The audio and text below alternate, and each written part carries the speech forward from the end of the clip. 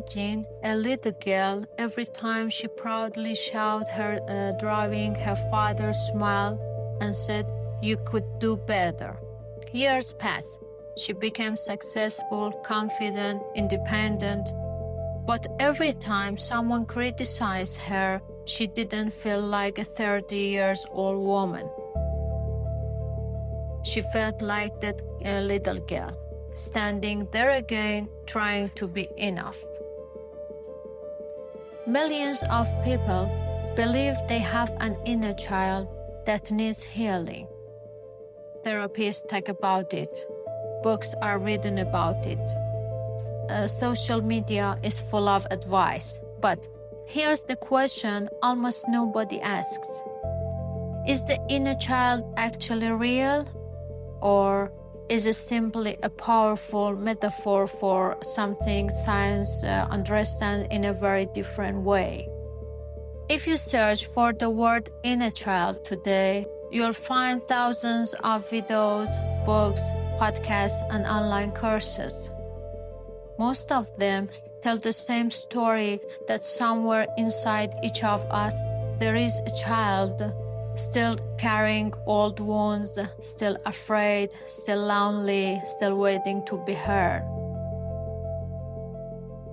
You've probably heard something like this before, but here's the question. Where did this idea actually come from? Do psychologists really believe that a child lives inside our minds? Or is this simply an easier way to describe something much more complex? To answer that, we have to travel back in time, more than 100 years, to the very beginning of modern psychology. At the beginning of 20th century, psychology was still a very young science. Most people believed that human beings make decisions rationally, but a man named Sigmund Freud proposed an idea that changed everything. He suggested that we might not know ourselves as well as we think.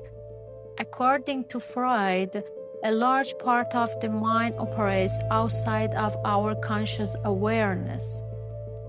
He called it the unconscious, a place where forgotten memories, fears, desires, and early experiences could remain for years, quietly influencing the way we feel and behave. Freud believed that childhood experiences played a powerful role in shaping our personality, our relationships, and even our fears later in life. But here's something important. Freud never claimed that an actual inner child lives inside our minds. That idea became popular much later. Still, one of Freud's central insights remains remarkably influential. The past doesn't always stay in the past. Sometimes it quietly follows us into the present. If Freud had met the little girl in our story, he might have said, her pain didn't begin today. It began years ago, long before she even had the words to explain it. But if Freud never talked about the inner child, then who did? A few decades later, another psychologist entered the story, Carl Gustav Jung. For years, he worked alongside Freud, but eventually their paths began to separate.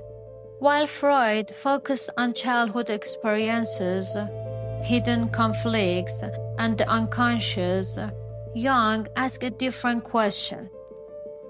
What if the human mind is shaped by more than just personal memories?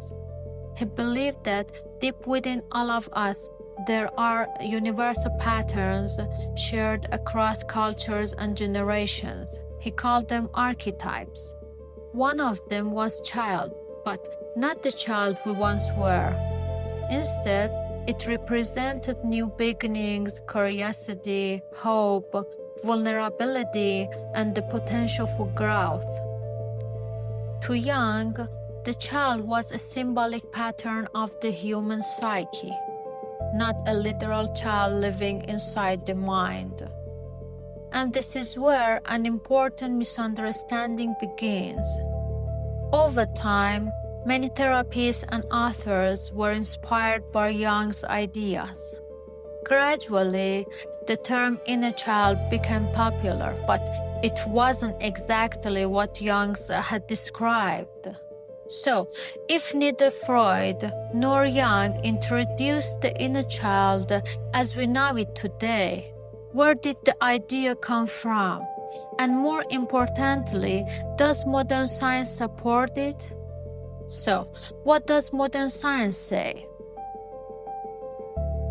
So far, we have seen that neither Freud nor Jung described that the inner child in the way it's often presented today. But that doesn't mean childhood experiences aren't important. In fact, modern psychology, neuroscience, and trauma research agree on something remarkably consistent. Our earliest experience can leave lasting patterns in the way our brains and nervous systems function. Science doesn't suggest that a literal child lives inside the mind. Instead, it shows that early experiences can shape neural pathways, emotional responses, and expectations about the world. These patterns influence how safe we feel, how easily we trust others, how we respond to stress, and even how worthy of love we believe ourselves to be. Imagine two children. One grows up in a safe, predictable, and supportive environment. Over time, the brain learns that the world is generally safe. The other repeatedly experiences fears, rejection, unpredictability, or neglect. Their brain may develop a different set of expectations, not because it's broken, but because it's trying to protect them. Years later, those same protective patterns may appear as anxiety, fear of abandonment, difficulty trusting others, or emotional reactions that seems larger than the situation itself. This is why many psychologists today prefer to talk about attachment, emotional regulation, trauma, and learn neural patterns rather than the inner child. Today, a neuroscientist might tell our daughter's story differently, not because Freud was completely wrong, no, but because today we can actually watch parts of the brain respond when brain wasn't trying to hurt her.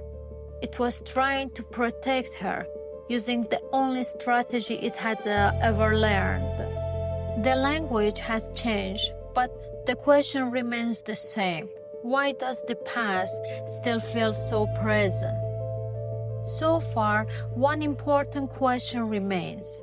If our brains learn these patterns during childhood, can they ever change? For many years, scientists believed the answer was no. They thought that once childhood was over, the brain became largely fixed. But over the last few decades, research has painted a very different picture. The adult brain can still change. This ability is known as neuroplasticity. Every time you learn something new, practice a skill, or respond differently to an experience, the brain slightly reshapes its neural connections. Of course, this doesn't mean the past disappears or that painful memories are erased, but something even more interesting can happen. Our relationship with those memories can change.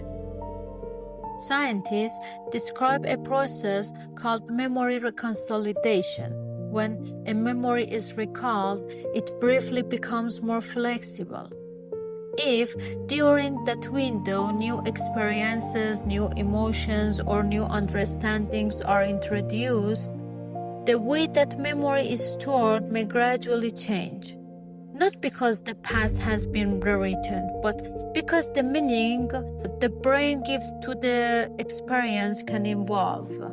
This is why, after effective therapy or sometimes simply through years of healthy experiences, people often remember the same event without feeling the same fear, the same shame, or emotional pain. The memory remains, but it no longer controls the present the way it once did.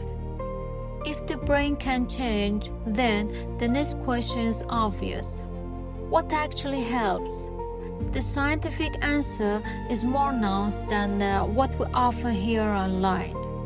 There is no magic technique, but there are approaches that have been studied extensively. One of the most important is psychotherapy. Treatments such as cognitive behavioral therapy or CBT help people identify and gradually change unhelpful patterns of thinking and behavior. Methods like EMDR have shown promising results for some people, particularly those dealing with certain forms of trauma. Practices such as mindfulness may also help people become more aware of their emotional reactions and regulate them more effectively. But perhaps the most important point is this: none of these methods erase the past. Instead, they help the brain develop new ways of responding to it. Even expressive writing, when done thoughtfully, has been associated in some studies with improvements in emotional processing and stress. At the same time, simply remembering painful experiences is not always enough. And in some situations, revisiting traumatic memories without proper support may actually make things worse. This is why many clinicians emphasize that healing is not only about remembering the past.